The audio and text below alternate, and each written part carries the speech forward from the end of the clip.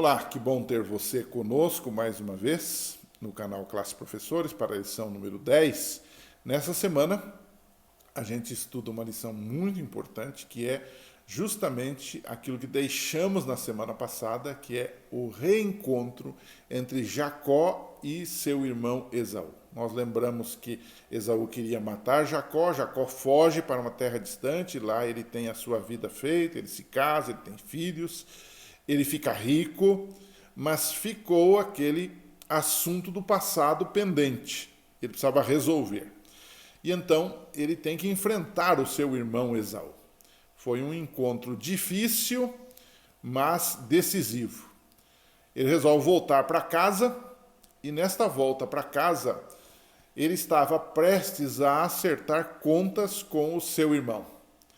E Esaú vinha também ao seu encontro.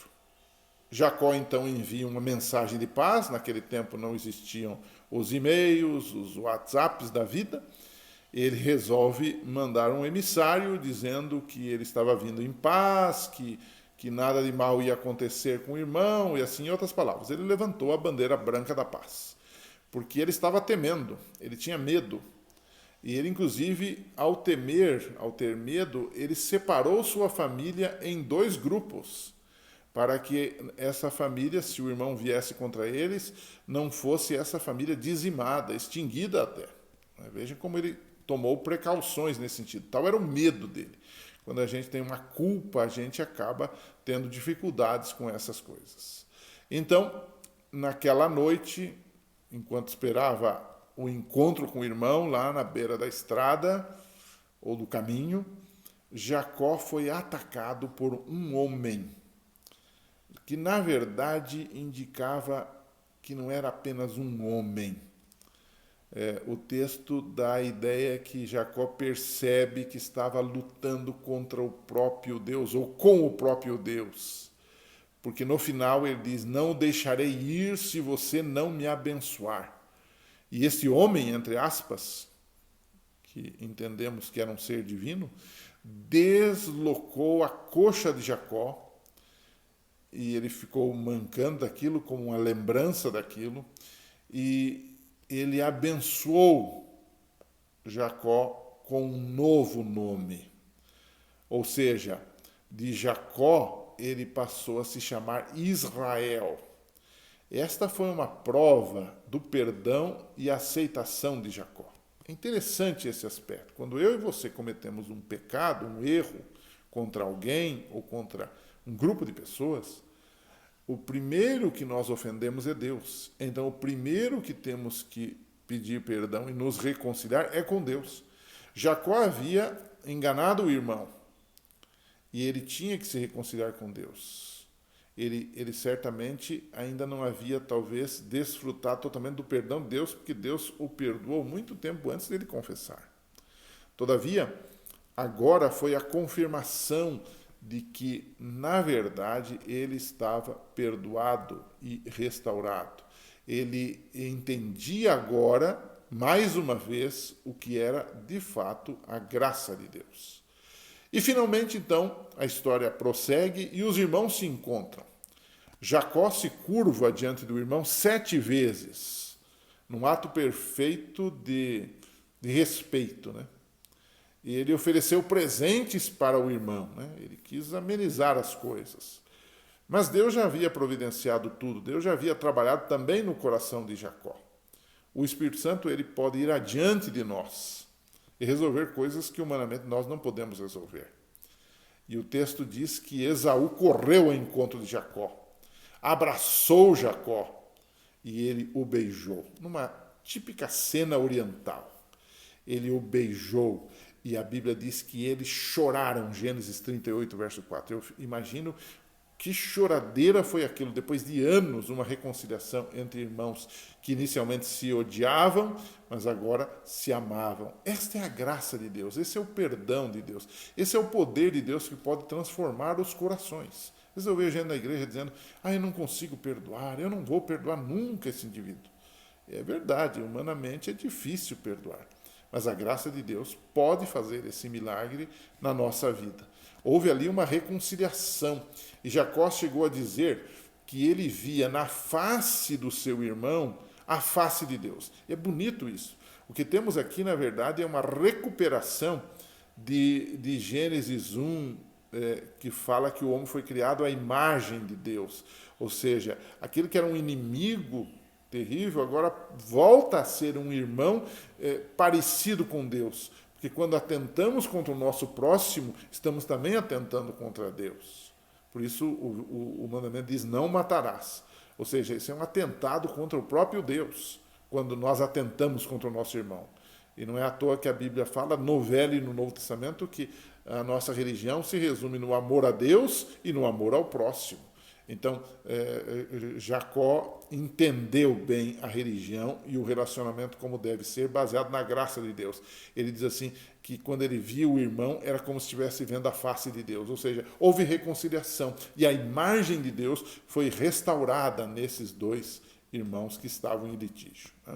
Então, o próximo bloco é Jacó em Canaã agora. Reconciliado com seu irmão Esaú, Jacó agora começa a encontrar seu espaço em Canaã, até para cumprir a promessa de Deus, que aquela terra seria a terra dos descendentes de Abraão. Né? Ele compra terras, Gênesis 33, 19, porém, há um problema que atrapalha os planos do patriarca. Você já notou que no mundo de pecado, muitas vezes as coisas estão indo muito bem e aparece um intruso, que é o pecado, e que deturpa todas as coisas. Né? Então, o Jacó estava indo bem, comprou terras, estava sendo bem visto naquela terra, estava criando o seu espaço, estava testemunhando de Deus, mas surge um imprevisto e, na verdade, um problema. Né? Sua filha Diná é violada por um habitante da terra, um morador da região, que era Siquém. Né? E Simeão e Levi, os irmãos dela, resolvem vingar-se daqueles cananeus. E eles foram ambíguos, né? Porque ao mesmo tempo foram santos, eles foram pecadores. Né? De um lado, eles eram contrários ao casamento com cananeus, o que era uma coisa certa. Por outro lado, eles enganaram os siquemitas, pedindo que eles se circuncidassem. E aquele povo obedeceu isso. Veja, um povo pagão aceitou uma instrução divina referente ao próprio povo de Deus. E eles disseram, não, nós vamos nos submeter a isso, nós vamos ser adventistas, nós vamos nos batizar, nós vamos ser da igreja. Ou seja, eles demonstraram boa vontade nesse caso. E então, o que aconteceu, nós sabemos a triste história de que, ao estarem circuncidados, ao terem aqueles, digamos assim, os efeitos colaterais da circuncisão, com febre, com fraqueza, eles foram mortos pelos filhos de Jacó. Ou seja, as coisas se complicaram, né? A imagem se complicou. E você percebe que quando o pecado entra, ele de fato deturpa as coisas. Né? E então, a Jacó foi pedido por Deus para ir a Betel. E antes de ir, ele resolveu se consagrar a Deus.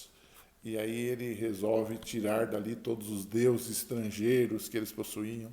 Tiraram os brincos, tiraram aquelas coisas que cobriam as orelhas, né? E diz que Jacó enterra tudo isso ao pé de uma grande árvore ali próximo de Siquém, Gênesis 35, verso 4, e aí eles se reconsagram a Deus. E o que temos na sequência? Como essa lição é uma lição cheia de histórias, né? Se a gente parar em uma história dessa, a gente passa os 30 minutos da lição e falta tempo. Então a gente tem que correr um pouquinho. Né? Na sequência, 3 fatos acontecem. Né? Você tem a morte de Raquel, que era a esposa preferida de Jacó, durante o parto de Benoni, né? Na verdade, Benoni quer dizer filho da minha tristeza, e Jacó resolve trocar, mesmo assim, diante daquela situação difícil, o nome do menino Benoni para Benjamim, que quer dizer filho da minha mão direita, filho da minha autoridade, digamos assim. Né? Depois você tem uma outra história que é Rúben, o filho de Lia, e Jacó dorme com a concubina que era de Jacó. Veja, um outro problema que traz desonra à própria memória de Raquel. Enfim, são histórias tristes que acontecem. Né? E então eu terminaria a lição dessa semana colocando para você uma realidade que é dura. A história dos filhos de Jacó, no episódio de Diná, que era a irmã deles, e a história de Rúben, dormindo ou relacionando-se com a concubina, né? Falam de gente do povo de Deus que erra e comete coisas absurdas, como no caso daquelas mortes desnecessárias, né? E muitas vezes o povo de Deus, os filhos de Deus, vivem uma vida dupla. Ao mesmo tempo que eles querem ter santidade, eles também mergulham no pecado. E eu diria assim, as coisas hoje não são diferentes. Como é que a gente pode trabalhar com isto, né? Porque ao mesmo tempo que nós somos santos, escolhidos por Deus, nós também somos pecadores. Onde está o problema? Eu creio que em algum momento todos nós, e isso não é o que eu creio, é a realidade das coisas, vamos falhar, como Abraão falhou, como Isaac falhou, como Jacó falhou. Nós vamos falhar. O que nós não podemos é permanecer falhando. Há muita gente que gosta do pecado, que como o porco chafurda na lama e gosta da lama e gosta do mau cheiro. Nossa vida tem que ser uma vida de comunhão e de volta diária para Deus, de consagração, de entrega e de permitir que o Espírito Santo faça a obra em nós. Há muitos cristãos que eles respondem sempre assim: como está a sua fé? Eles dizem assim: ai, pastor, mais ou menos. E aí eu pergunto: mais para mais ou mais para menos? E eles dizem assim: mais para menos, pastor. Ora, isso não pode acontecer. Nós temos que estar crescendo na palavra, na comunhão, na vida com Deus. E isso se faz através da entrega primeiro a Deus, permitindo que sua graça inunde nossa vida, trabalhe em nós e que o Espírito Santo esteja nos orientando. Em segundo lugar, estudando a sua palavra, nos aprofundando na sua palavra, orando e testemunhando para os outros. E aí nós vamos desenvolver uma vida cristã coerente com aquilo que Deus quer, e o seu poder se aperfeiçoará na nossa fraqueza. Bom, por hoje é só. Na semana que vem a gente volta, estamos quase no final desse trimestre. Que Deus abençoe na exposição da sua palavra e a gente se encontra por aqui. Um abraço e até lá.